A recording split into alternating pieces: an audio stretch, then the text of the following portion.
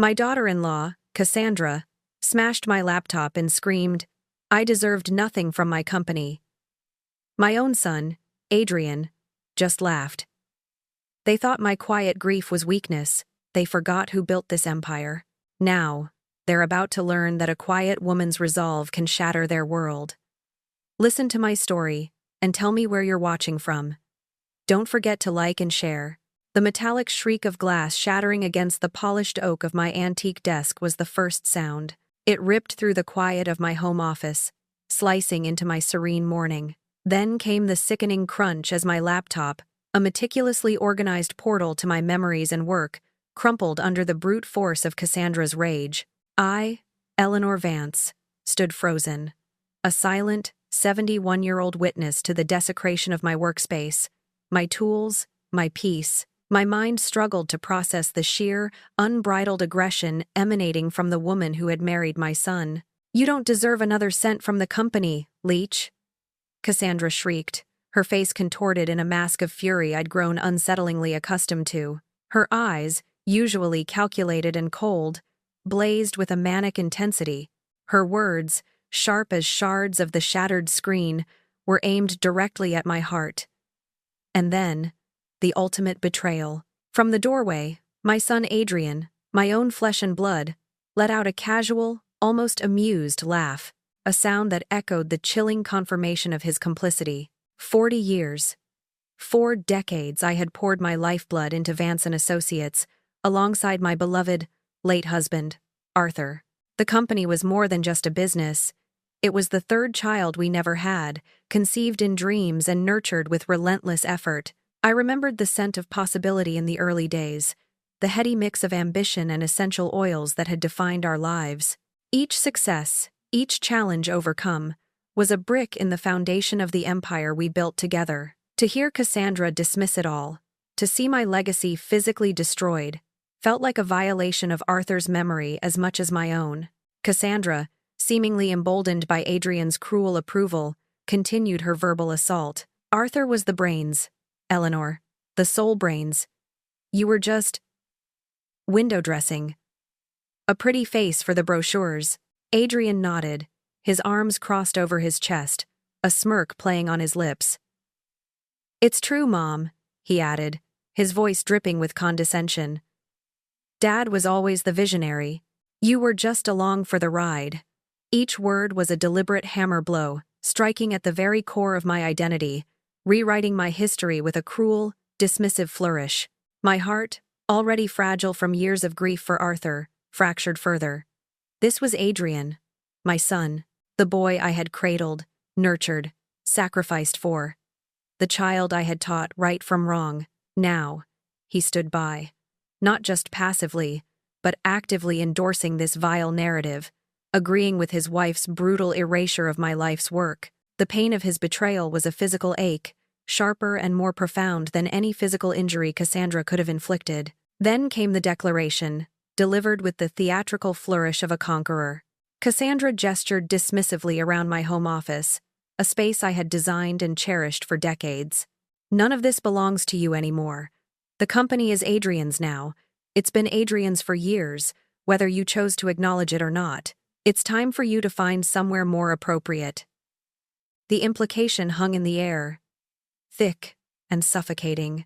I was being ousted, not just from my company, but from my home, from my very life. Adrian, ever the dutiful echo, chimed in. There are some lovely senior communities, Mom, with excellent activities and care. We've already looked into a few. His tone was patronizing, cloying, as if he were discussing a troublesome pet rather than his own mother. He saw me as a burden, a relic, ready to be neatly packaged and stored away. A lifetime of business dealings, of navigating treacherous corporate waters, had taught me one invaluable lesson. Never show your hand too early. Grief had indeed softened me, but it had not dulled my mind. I took a deep, shaky breath, feigning a sudden wave of frailty. My shoulders slumped, my hands trembled visibly. I need time to think, I whispered, my voice barely audible, a convincing tremor running through it. They exchanged a triumphant glance, their faces alight with greedy satisfaction. I turned slowly, my gait deliberately unsteady, and shuffled out of the office. As I walked down the hall, I heard their hushed voices, growing louder with each step I took away. "We can knock out that wall, open up the living room," Cassandra enthused.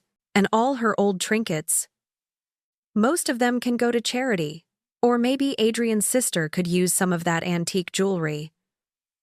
They were already carving up my life, dividing my belongings, measuring the spaces they intended to remake as their own. A cold, hard resolve settled deep within me, displacing the initial shock and pain. They had mistaken my grief, my quiet introspection, for weakness. They had gravely miscalculated. I would contact my lawyers first thing in the morning. This wasn't just about a company, it was about respect, about legacy, about asserting the truth of my existence. My mind drifted back to 1978, the year Arthur and I first launched Vance & Associates. It had started with a casual conversation with Mr. Sterling, a local entrepreneur who desperately needed help organizing his burgeoning import business. Arthur, brilliant with logistics and numbers, saw the technical challenge. I, however, saw the human connection, the potential for growth through tailored solutions and strong client relationships. I had been the one to secure our first clients, to build rapport, to be the public face of our fledgling company, while Arthur expertly crafted the operational backbone behind the scenes. He had always publicly credited me as the real visionary, the one who saw beyond the spreadsheets to the heart of what our clients needed. But life and motherhood intervened. When Adrian was born, I made the conscious decision to step back from the public-facing role, to focus more on my son. It was a choice I never regretted at the time, but now, I saw how inadvertently it had allowed my contributions to slowly fade from public memory, to be overshadowed by Arthur's more visible work. Arthur's sudden death 5 years ago had accelerated this erasure. Adrian, our only child, was naturally seen as the heir. He had worked at the company, learning from his father, and upon Arthur's passing, he seamlessly stepped into the CEO role. It seemed right then, but I had failed to foresee how this natural progression, coupled with Cassandra's insidious influence, would lead to this systematic manipulation, this ruthless attempt to strip me bare. Reaching my bedroom, I closed the door softly. No more feigned weakness. My hand went to the hidden panel behind the portrait of Arthur and me on our wedding day. With a practiced touch, it clicked open, revealing a small, meticulously organized safe. Inside, nestled amongst other invaluable papers, were the proofs of my true power. Original incorporation papers, legal agreements, and, most importantly, the stock certificates, clearly outlining my significant, ongoing ownership in Vance & Associates. The sun was barely a pale smudge against the horizon when Eleanor Vance slipped out of her front door each morning. Her new routine, a seemingly innocuous indulgence in gentle exercise, began promptly at 6.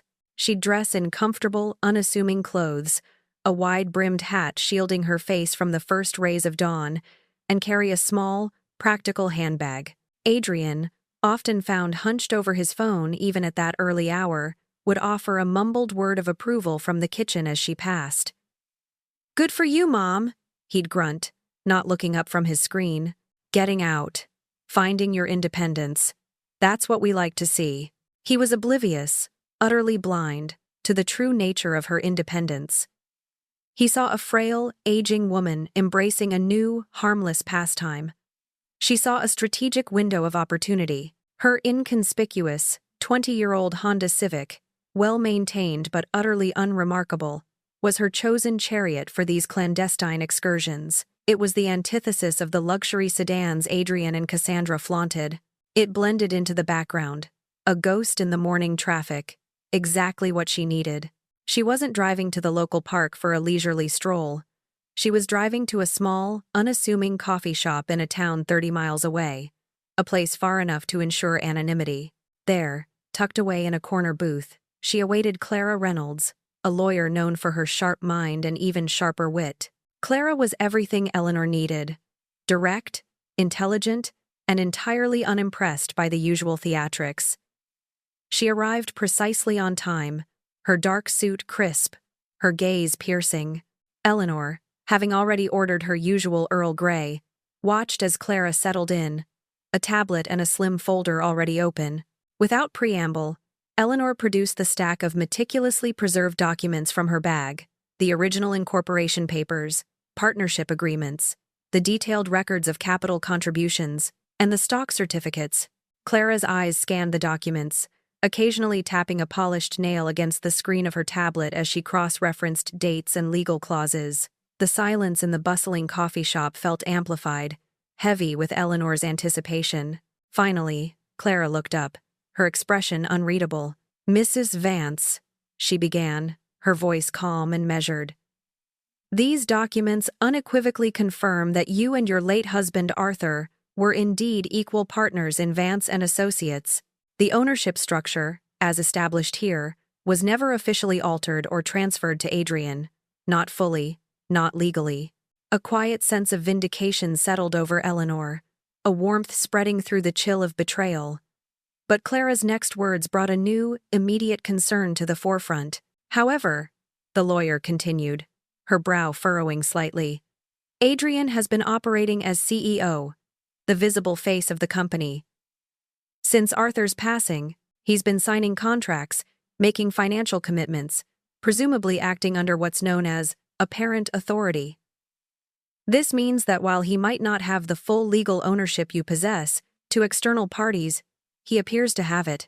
Any unauthorized decisions he's made, particularly if they've been detrimental to the company or involved any malfeasance, could create significant legal complications for you." Eleanor's grip tightened around her teacup. Apparent authority.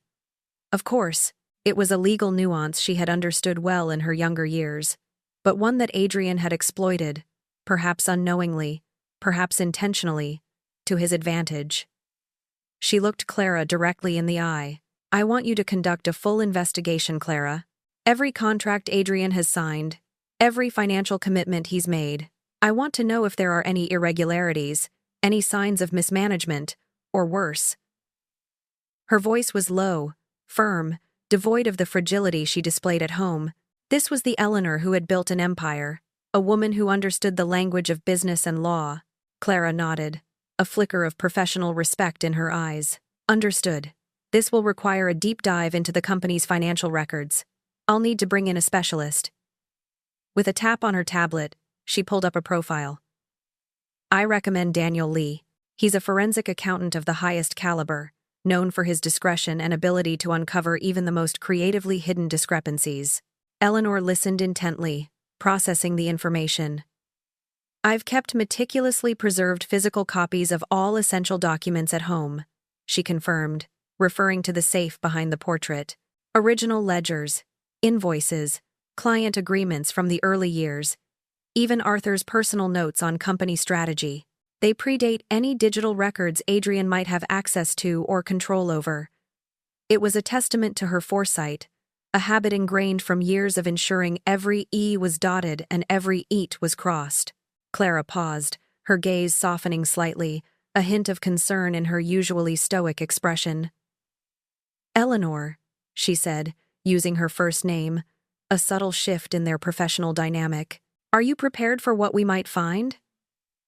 Investigations of this nature can unearth uncomfortable truths, not just about the business, but potentially about Adrian's character." Eleanor met her gaze, her resolve unwavering. The pain of Adrian's betrayal was already a gaping wound. There was little more that could surprise her, she thought. "Clara," she replied, her voice steady, "I am prepared for anything. I will see this through to the end. I have desire." With their strategy laid out, Eleanor paid the bill, leaving a generous tip, and drove her Civic back home. She pulled into the driveway, slipping back into her domestic facade with practiced ease.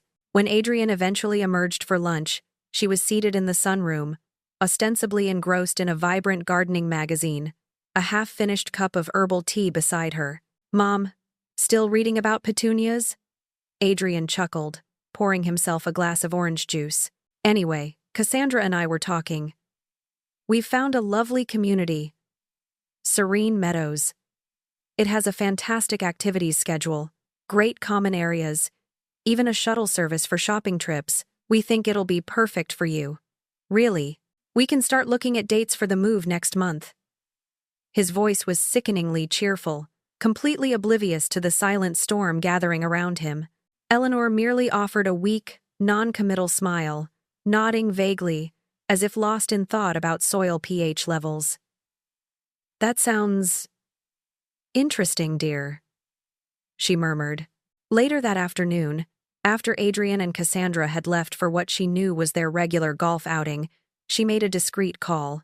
Her voice was calm, efficient, as she arranged for Daniel Lee, the forensic accountant, to visit her home the following morning. She would ensure Adrian and Cassandra would be out, leaving her ample time to provide him with the keys to the kingdom, the physical records that held the truth of Vance and Associates, and the key to Adrian's undoing. The evening air was thick with the scent of old paper and dust, as Eleanor meticulously reviewed the documents retrieved from Arthur's hidden study. This wasn't just a preparatory exercise for Daniel Lee's visit. It was a journey through her past, a reacquaintance with the diligent, foresightful habits she and Arthur had cultivated. Each file, each ledger, was a testament to their shared history, a silent refutation of Cassandra's dismissive claims. She was searching for anything that might shed light on Adrian's increasingly reckless behavior, any clue to the motivations behind his cruelty and Cassandra's avarice. Deep within a box, labeled Miscellaneous, Arthur's personal notes. Tucked beneath old tax returns and faded photographs, Eleanor's fingers brushed against an unfamiliar, crisp folder. It was slimmer than the others, with a discreet label. Cassandra Vance. Premarital background check. Her breath caught in her throat. Arthur, ever the cautious and protective father, had commissioned a private investigator's report on Cassandra. This was dated 2019, just months before Adrian and Cassandra's lavish wedding. A knot of unease tightened in Eleanor's stomach as she opened the folder. Arthur had rarely spoken ill of anyone, but he had expressed subtle reservations about Cassandra, a vague sense of unease he couldn't quite articulate. Now, Eleanor suspected she was about to find out why. The report was thorough, chillingly so. It detailed Cassandra's brief previous marriage to a man named Julian, an older, exceedingly wealthy real estate magnate. Julian had died unexpectedly, leaving Cassandra a substantial inheritance, precisely $2.3 million. Eleanor's eyes scanned further, and a cold wave washed over her.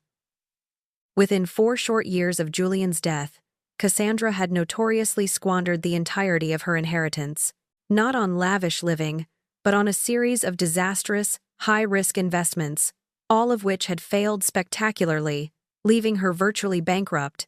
The report painted a picture of a woman driven by a desperate need for wealth, coupled with a shocking lack of financial acumen and an alarming propensity for reckless speculation.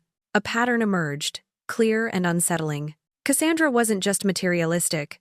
She was a financial black hole, constantly seeking to replenish her coffers, seemingly indifferent to the source or the consequences. It clicked into place. Her avarice, her contempt for Eleanor's quiet life, her relentless drive to control Vance and Associates. It wasn't just about power. It was about money. And Eleanor was suddenly certain that Cassandra wasn't merely influencing Adrian. She was actively orchestrating a financial exploitation, using Adrian as her puppet.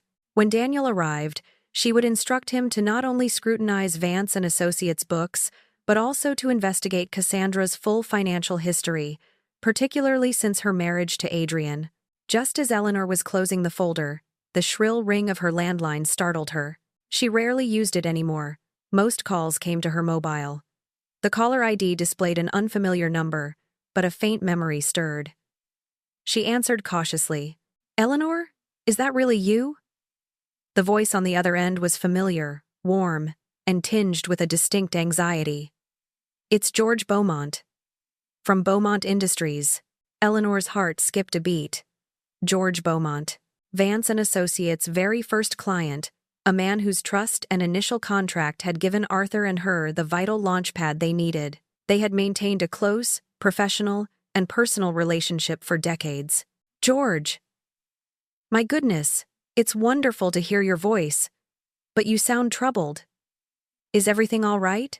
A sigh of exasperation wafted through the phone line. Eleanor. Frankly, no. Things are far from all right. I'm calling about our contract with Vance & Associates. We've had significant, unauthorized changes imposed on us. My latest invoice shows a 40% fee increase, yet our services have been drastically reduced. The personalized consultation we relied on, the quarterly strategy reviews, gone, replaced by generic email updates and a chatbot. Of all things, Eleanor felt a cold dread creep up her spine.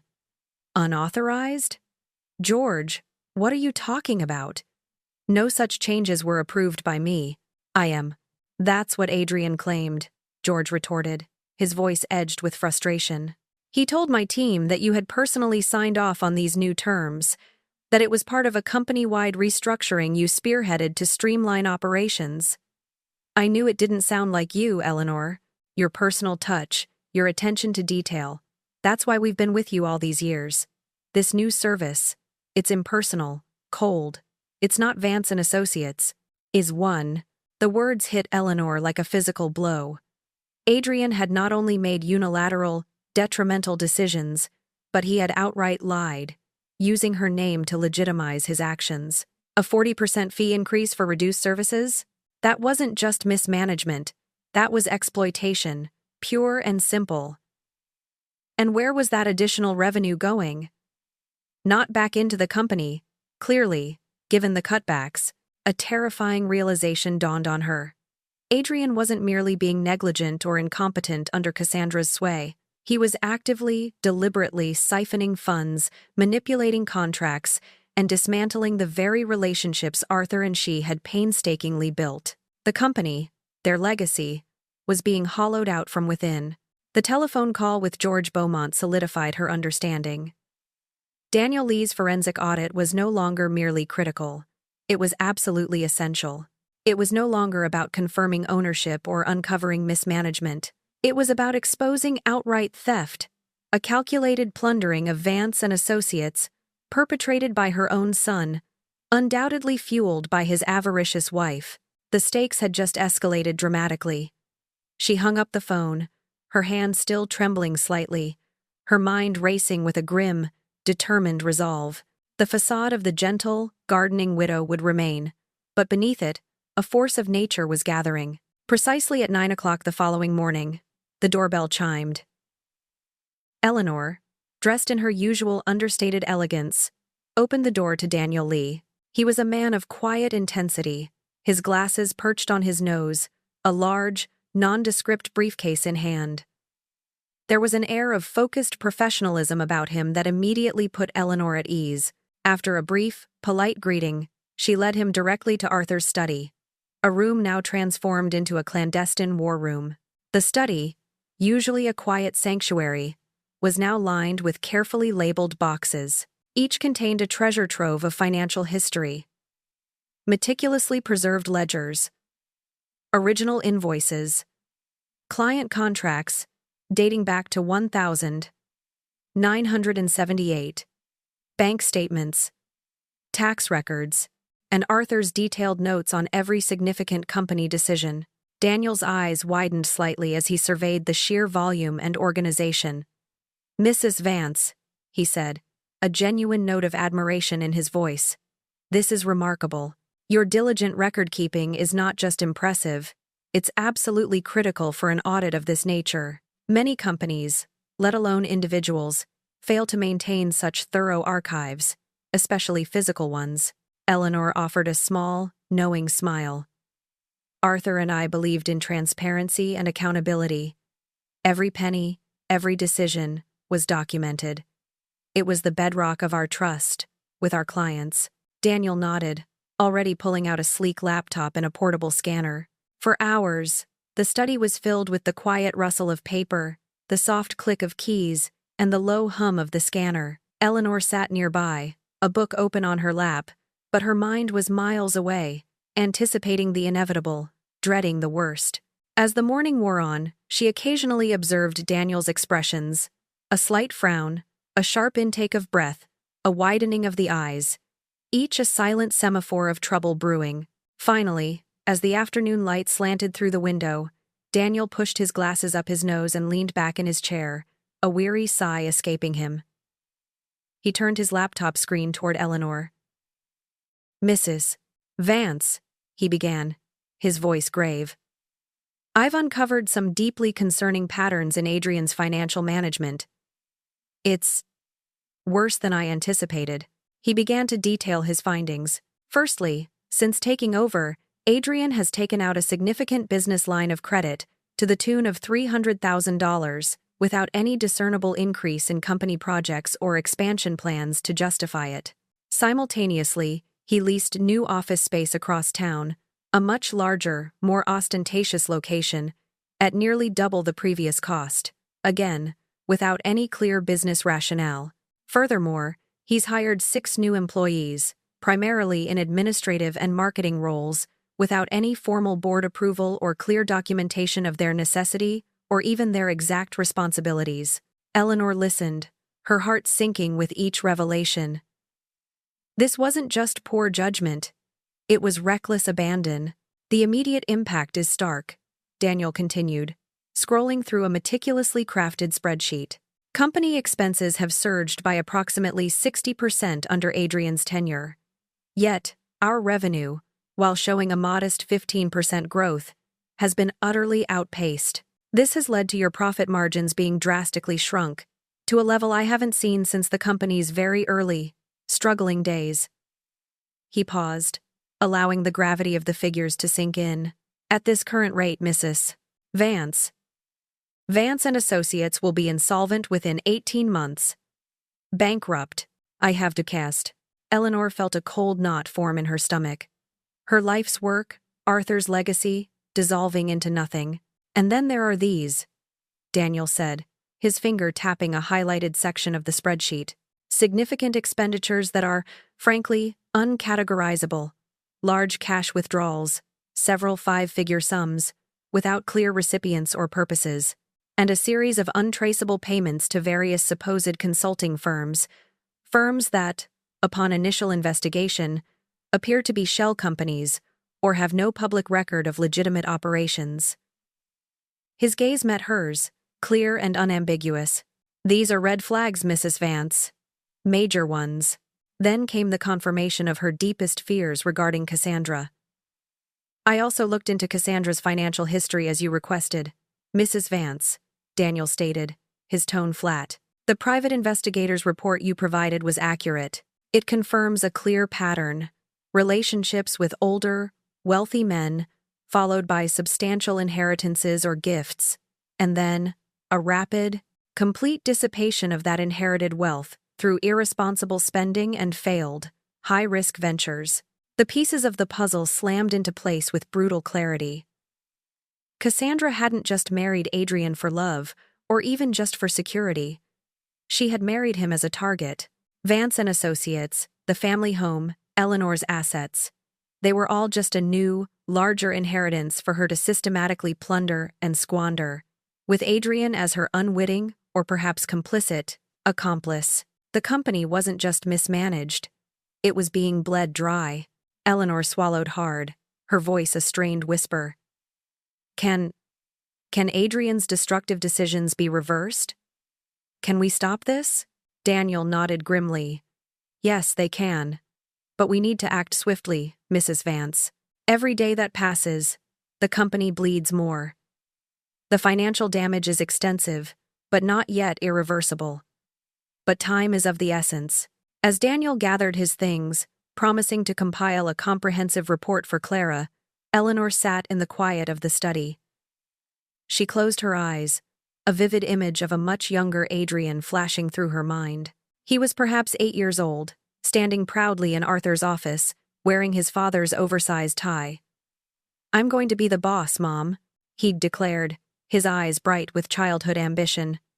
The future boss of Vance and Associates, and she, always supportive, always believing in him, had merely smiled and hugged him, silently vowing to guide him, to prepare him for that very role. Now, her son was destroying it, and she, through her silence, Her trust, her misplaced belief in his good intentions, had allowed it to happen. The weight of that realization settled heavily on her shoulders. She had been silent for too long.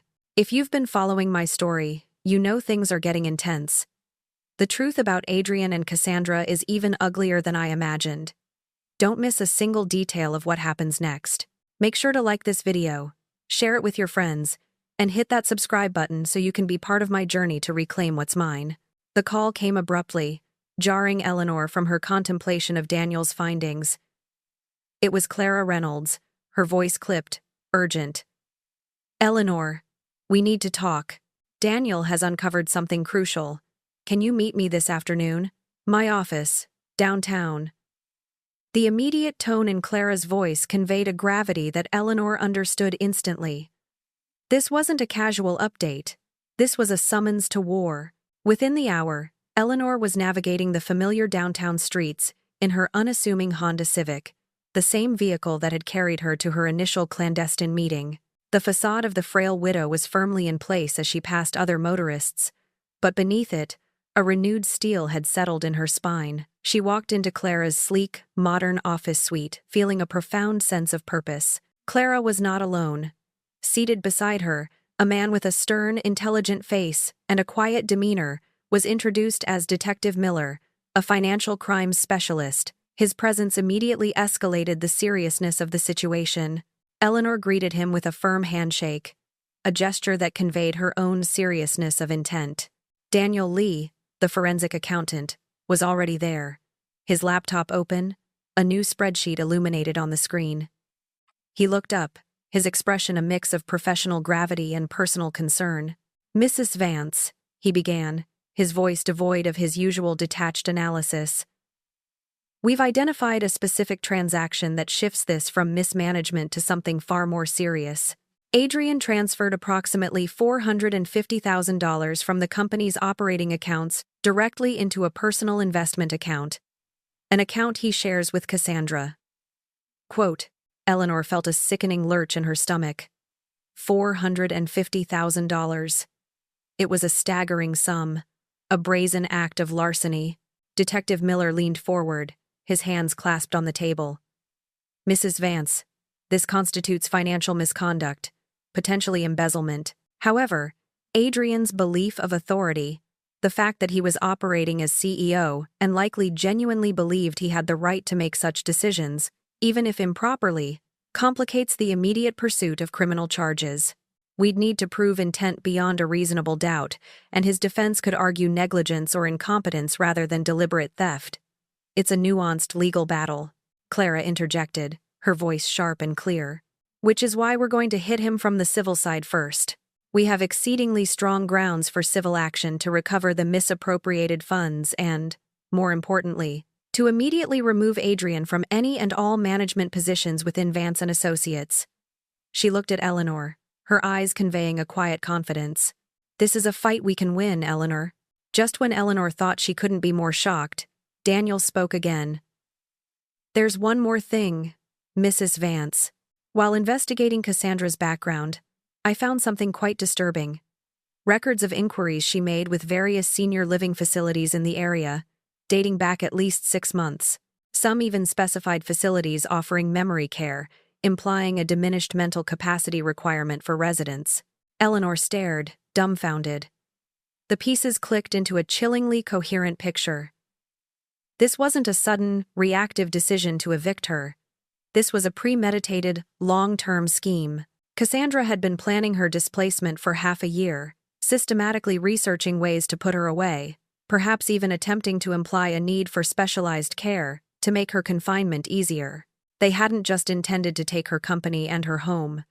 They had intended to erase her. To neatly package her away in an institution. Out of sight and out of mind. The ruthlessness of it all took her breath away.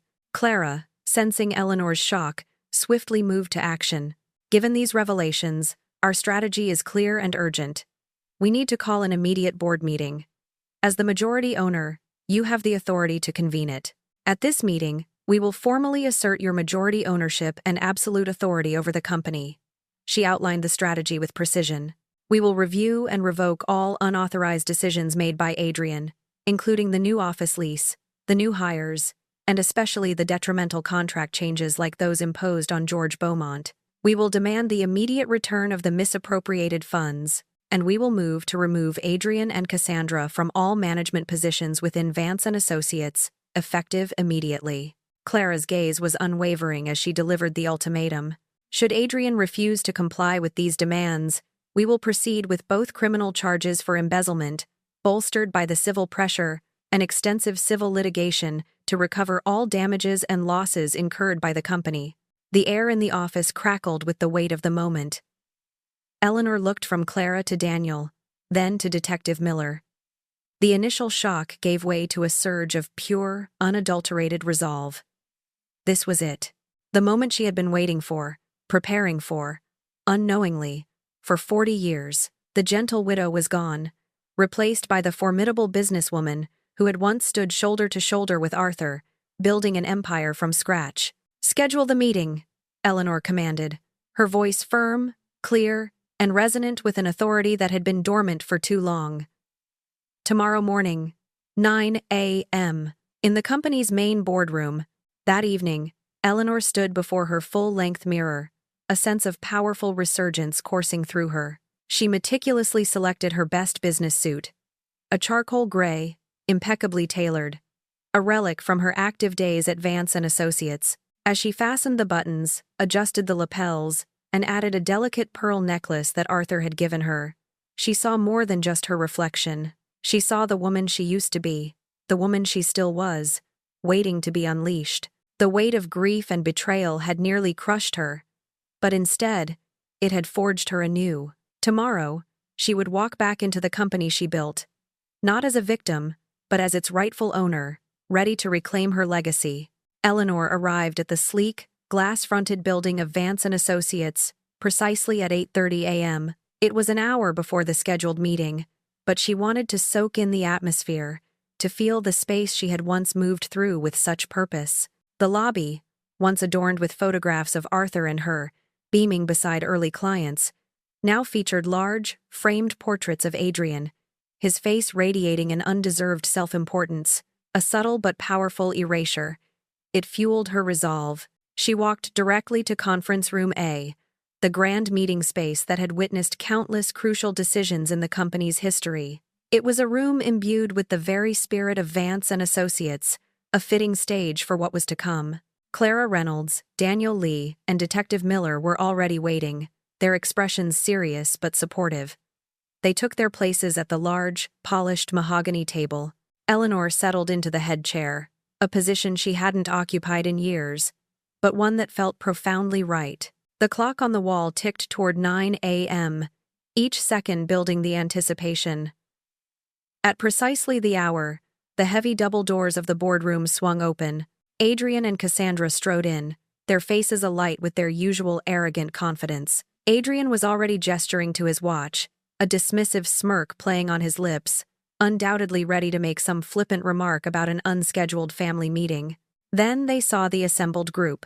The confident smiles faltered, confusion clouding their features. Adrian's eyes, usually dismissive, darted from Clara to Daniel, then landed on Detective Miller, his brow furrowing in alarm. Cassandra, ever the calculating one, narrowed her eyes, instantly sensing something was amiss. "Mom, what's going on here?" Adrian asked, his voice losing its customary patronizing tone, replaced by an edge of genuine bewilderment. He looked at Eleanor as if she were a misplaced piece of furniture, not the orchestrator of this gathering. Cassandra, regaining some of her defiance, stepped forward. "Adrian, darling, we don't have time for this. We have that meeting with the Sterling account in 15 minutes. Whatever this is, it can wait." She attempted to assert control, but her voice lacked its usual bite. Eleanor met her gaze, her own eyes radiating an unyielding authority that startled both of them. "Sit down, Adrian. Both of you." Her voice, low and firm, sliced through the tension in the room. It was not a request. It was a command. And to their visible shock, they obeyed, Adrian slumping into a chair, Cassandra stiffly taking the one beside him. her eyes still locked on Eleanor's with a mixture of confusion and dawning apprehension. Clara, ever the professional, wasted no time. She smoothly slid a formal document across the table. Mr. Vance. Mrs. Vance. This is a formal notice convening a special board meeting to review all major business decisions made by company management over the past 5 years. It is called by the authority of the company's majority shareholder, Mrs. Eleanor Vance. Adrian scoffed, a nervous laugh escaping him. Mom, you don't own the majority of anything. Dad left the company to me. Everyone knows that. His voice rose in volume, betraying his mounting panic. He tried to project certainty, but his eyes betrayed a tremor of doubt. Eleanor reached into a slim leather folder beside her. With a deliberate, unhurried motion, she slid a set of aged, but impeccably preserved, documents across the table towards Adrian. Perhaps you need a refresher on the actual ownership structure, dear. The folder contained the original incorporation documents of Vance and Associates, clearly stating her initial 50% ownership alongside Arthur's. And then, most damningly for Adrian, Arthur's last will and testament, which explicitly stipulated that upon his death, his shares were to be transferred to his wife, Eleanor Vance, granting her a controlling interest of 68% in the company. Adrian's face, already pale, drained of all color as he picked up the documents. His eyes frantically scanned the legal text, his breath catching in his throat. The realization hit him like a physical blow. 68%. Her company, his every major decision, every contract, every expenditure since Arthur's death, made without authorization. The words echoed in his mind, stripping away his false confidence, revealing the hollow core of his supposed power. Now, it was Daniel Lee's turn. He clicked a remote, and the boardroom screen lit up with a series of stark financial charts and graphs. His voice, calm and methodical, laid bare their extensive financial misconduct. My forensic audit reveals a pattern of systematic financial mismanagement and misappropriation. Specifically, the transfer of approximately $450,000 from company operating funds directly to personal investment accounts, held jointly by Adrian and Cassandra Vance, without any legitimate business justification or board approval. Cassandra, recovering her composure, attempted to interject. Those were legitimate business expenses, strategic investments to diversify our portfolio. Her voice was sharp, but it lacked conviction. Daniel, unmoved, continued. In addition to that, the company has incurred over $600,000 in new debt through an unnecessary line of credit and an extravagant office lease, combined with a significant increase in payroll for unquantified positions and a drastic reduction in essential client services. The company's profitability has plummeted by 40%. He paused, his gaze sweeping over Adrian and Cassandra, who now sat in stunned silence. At this rate, Vance and Associates is on track for complete bankruptcy within 18 months. Your actions, Mr. and Mrs. Vance, are actively destroying this company. The grim prognosis hung heavy in the air, a death knell for the empire they had tried to steal. The silence in the boardroom was thick with Daniel's damning pronouncements. Adrian and Cassandra sat stunned, their earlier arrogance completely evaporated. It was then that Detective Miller leaned forward, his voice cutting through the tension with a quiet, authoritative precision. Mr. and Mrs. Vance, he stated, his gaze fixed on them. Moving substantial company funds to personal accounts without explicit board authorization, especially when you are not the majority owner, constitutes serious financial misconduct. This can very easily cross the line into criminal charges of embezzlement and fraud. Donurate, Adrian, his face now a mask of ashen terror, stammered. But I believed I had the authority. My father designated me CEO. I've been running the company for 5 years. Everyone assumed. His voice trailed off, a desperate plea for understanding in his eyes. Clara, ever sharp, cut him off. Assumed, Mr. Vance, is not legal. Belief, however sincere, does not supersede corporate law. Can you present any documentation, any legal instrument that proves the official transfer of Arthur Vance's majority shares to you? or any documentation that Eleanor Vance explicitly ceded her controlling interest? She gestured to the documents Eleanor had provided. Because what we have here confirms otherwise. You have operated under what we call apparent authority, which, while allowing you to conduct day-to-day operations, does not grant you the right to misappropriate funds or drive the company into the ground. Adrian's gaze finally, desperately, sought Eleanor's. His voice, once dismissive and patronizing, was now small, uncertain. "Mom, you said I could handle things?" Eleanor met his gaze, her heart aching with a complex mix of sorrow and steely resolve. "Adrian," she began, her voice calm but firm.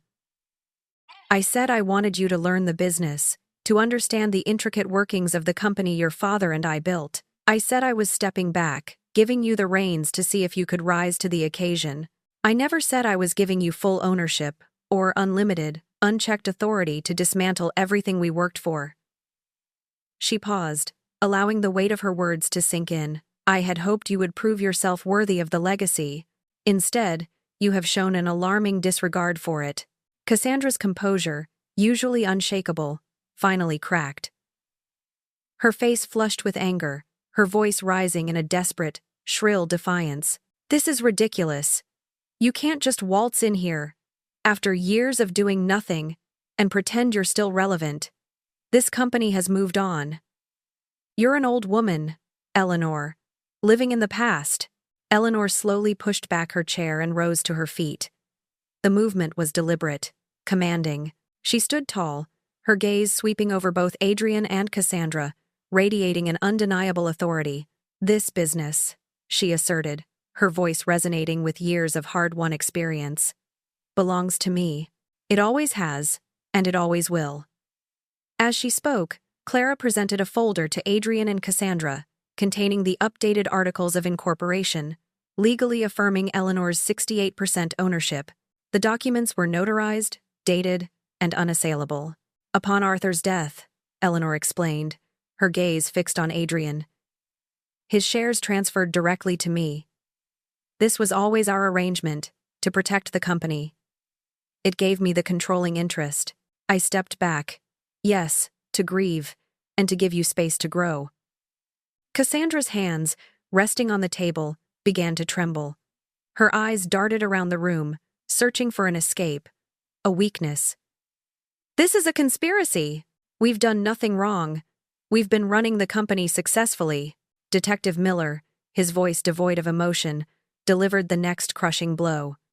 "Mrs. Vance, we have substantial evidence of your premeditated plans to remove Eleanor Vance from her home and isolate her. This includes records of your inquiries into various senior living facilities, some specifically for individuals with diminished capacity, dating back over 6 months. We also have communications with multiple real estate agents regarding the expedited sale of Eleanor Vance's primary residence." He paused, letting the implications sink in. These actions, combined with the financial maneuvering within the company, paint a very clear picture of a calculated scheme. Daniel Lee added his final piece of evidence, pushing across a printed bank statement. "And here is the documentation of the joint investment account held by Adrian and Cassandra Vance, where the $450,000 in company funds was illegally deposited. Every transaction is meticulously recorded." The full, horrifying reality of their situation seemed to finally crash down on Adrian. He slumped further in his chair, staring at the table, the color completely drained from his face. His carefully constructed world, built on lies and assumptions, had crumbled around him. He looked up at Eleanor, his eyes wide, glistening with unshed tears. "Mom," he whispered, his voice broken, barely audible. I never meant for any of this to happen." Eleanor's gaze hardened. The mask of sorrow returned, but now it was laced with fierce disappointment. "When did you stop thinking for yourself, Adrian?" She challenged him, her voice a low, painful whisper that nevertheless cut through the quiet boardroom. "When did you stop being the son I raised, the man I believed would honor his father's legacy, and become her puppet?" The question hung in the air, a devastating indictment of his choices, his character, and the woman who had led him astray. Cassandra's eyes blazed with a desperate, cornered fury. "This is all Adrian's fault," she shrieked, turning on her husband. "He made all the decisions. He was the CEO." She tried to deflect, to shift the blame entirely, her voice cracking with rage and fear. Clara, however, was unmoved. Her voice was cold, sharp, and precise. "Mrs. Vance, while Adrian Vance was indeed the CEO, the forensic audit clearly demonstrates your active participation in the financial misconduct. The joint investment account, the systematic inquiries into Eleanor Vance's living arrangements, these were collaborative efforts. Furthermore, Mr. Vance's actions, however influenced, led to hundreds of thousands in company debt and a 40% reduction in profitability. The company is on the brink of ruin." Detective Miller stepped in, his voice calm but unyielding. "The choice before you is stark. You can voluntarily reverse all unauthorized fund transfers, sign immediate resignations from all positions within Vance and Associates, and cooperate fully with the transition. Or, we proceed with criminal prosecution for embezzlement and fraud, civil litigation to recover all misappropriated funds and damages, and a full investigation into Cassandra Vance's past financial dealings, which, I assure you, will be far more public and damaging than you can imagine." Adrian, caught between his enraged wife and the grim, unwavering faces of the legal team, looked from Cassandra's defiant snarl to Eleanor's stoic, disappointed gaze. The weight of his actions finally crushed him. His shoulders slumped, and in a barely audible whisper, he asked, What do you want us to do, Mom?" Eleanor's response was immediate, clear, and uncompromising. "First, every penny taken from Vance and Associates must be returned, immediately. Second, both of you will sign your resignations from all company positions, effective this moment. And third, you will vacate my house by the end of the week. Every personal belonging removed, every key surrendered." Cassandra let out a bitter, defiant laugh. "And what about our prenup, Eleanor? You think Adrian will just walk away from that?" She believed she held a final card, a guarantee of financial leverage. Eleanor smiled, a chillingly cold, precise smile that sent a shiver down Cassandra's spine. "Oh, the prenup? I'm afraid that document, drafted under fraudulent representations regarding your personal finances, would be easily contested and likely overturned in court, Cassandra. Given the information we now have about your history of financial exploitation and your premeditated scheme to defraud me and the company, it wouldn't stand a chance. And that, I assure you, would be a very public, very humiliating battle for you." Cassandra's face drained white, the last vestige of her composure shattered. Eleanor knew. She knew everything. The air in the room crackled with the sheer force of Eleanor's will. Adrian, defeated and ashamed, didn't hesitate. He picked up the meticulously prepared documents that Clara slid across the table. Agreements for the return of funds, the letters of resignation. His hand trembled as he signed them, his face a mask of profound shame and confusion. Cassandra, after a final, venomous glare at Eleanor, snatched her pen and scrawled her signature, her fury barely contained. As they rose to leave, their retreat a stark contrast to their arrogant entry, Adrian paused at the door. He turned to Eleanor, his eyes downcast. "Mom," he whispered, his voice thick with a nascent remorse. Eleanor looked at him, her expression unreadable. "Adrian," she said, her voice softer now, but still firm. "You need to learn to think for yourself. Truly think, and figure out who you are without someone else telling you what to do, or what to want." It was a truth she knew he desperately needed to hear. A seed of hope, however small, that he might yet find his way. 3 months later, the venerable halls of Vance and Associates hummed with a renewed sense of purpose. Eleanor, not as a figurehead, but as the active CEO, had settled into her new corner office, a space she had once shared with Arthur. The transition was intense, demanding, but invigorating. She was tirelessly managing the company's recovery, meticulously undoing Adrian's damage, and re-establishing the core values that had once made Vance and Associates a leader in its field. Her first priority was client relationships. She personally reached out to every alienated client, beginning with George Beaumont. She apologized, explained, and promised a return to the personalized, high-quality service they deserved. Slowly, carefully, trust was restored. Revenue stabilized, then began to grow. Client satisfaction scores soared. Eleanor, the quiet matriarch, had fully reclaimed her voice, her identity, and her rightful place as a respected leader. One afternoon, a new potential client, Olivia Davies, CEO of a promising tech startup, sat across from Eleanor. Olivia listened intently to Eleanor's presentation, then leaned forward. "Mrs. Vance," she said, a genuine smile on her face. "Mr. George Beaumont spoke very highly of you and your company.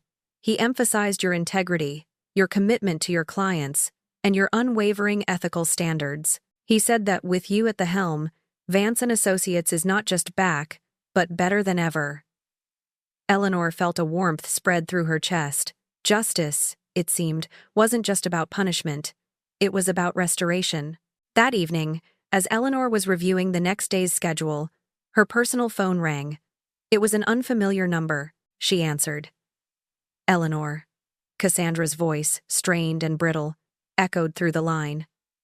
Gone was the defiance, replaced by a raw vulnerability. Adrian has filed for divorce. He's left me. He just packed a bag and left." The finality of the statement hung in the air, a quiet, definitive end to a destructive chapter. Cassandra's voice on the phone, stripped of its venom, held a raw, desperate edge. "He found out, Eleanor," she confessed, her words tumbling out in a rush. "He found out about Julian, and he realized everything. My true intentions, how I planned to exploit his family's wealth." There was a hint of self-pity in her tone, but for the first time, a flicker of genuine fear. She continued, insisting that Adrian was naive, manipulated, not malicious, her voice trembling. "He's devastated, Eleanor. Drowning in shame. He needs to see you." Eleanor listened, a profound weariness settling over her. Forgiveness. It was a word that weighed heavily on her heart. What was the true price of a second chance? And could Adrian truly be redeemed from the profound manipulation and destructive choices he had made? She considered the depth of Cassandra's influence, the way it had twisted her son, turning him into a stranger. A mother's heart, even a broken one, yearned for its child. The next evening, as dusk painted the sky in shades of lavender and rose, Adrian appeared at her garden gate. He looked noticeably thinner, his shoulders hunched, his eyes red-rimmed and filled with a remorse so profound it was almost palpable. He was no longer the arrogant, entitled CEO. He was a broken man, a boy lost and desperate for a compass. He offered no excuses, no attempts at self-justification. Instead, he spoke from the heart, his voice raw with emotion. "Mom," he choked out, tears streaming down his face. "I am so sorry. For everything. For letting myself do this to you. To Dad's legacy. I spent so many years trying to prove myself worthy of Dad, trying to fill his shoes, that I let Cassandra's agenda completely overshadow my own judgment. I was weak. I was blind." He continued, his voice barely a whisper. I remembered sitting with you and Dad, sketching out company logos, listening to you talk about clients with such passion. You were always his equal, Mom. His partner, his visionary, and I let her convince me you were nothing more than a hindrance. I betrayed both of you. I can't even begin to tell you how much I regret what I've done." Eleanor listened patiently, her own emotions a turbulent mix of anger, sorrow, and a cautious hope. When he finished, she simply nodded. "Adrian, I hear your apology, and I acknowledge the pain you're expressing. But trust is a fragile thing. It's not rebuilt with words alone, but through consistent, verifiable actions over a very long time." She paused, then looked him directly in the eye. I have saved Vance and Associates from ruin, but there is a mountain of work to do, and a great deal of debt to repay, both financial and moral. I am willing to offer you a path, Adrian.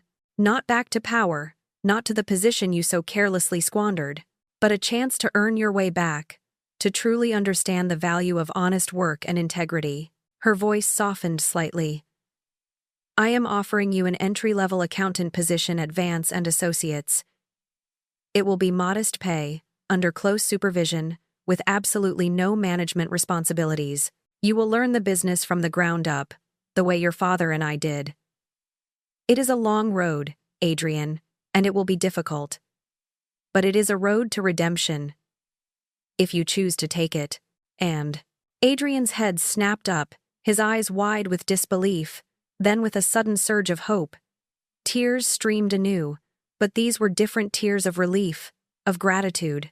Mom, he sobbed, reaching across to take her hand. Thank you. Thank you. I'll do whatever it takes. I promise I'll earn it.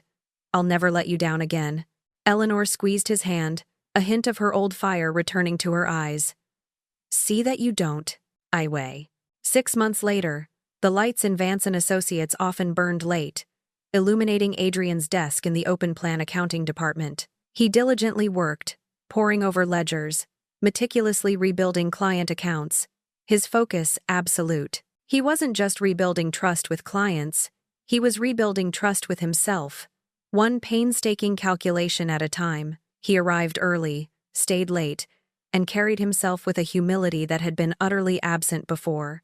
Under Eleanor's visionary leadership, Vance and Associates didn't just recover, it thrived. She expanded services, brought in new, values-aligned professionals, and implemented cutting-edge strategies that Arthur would have admired.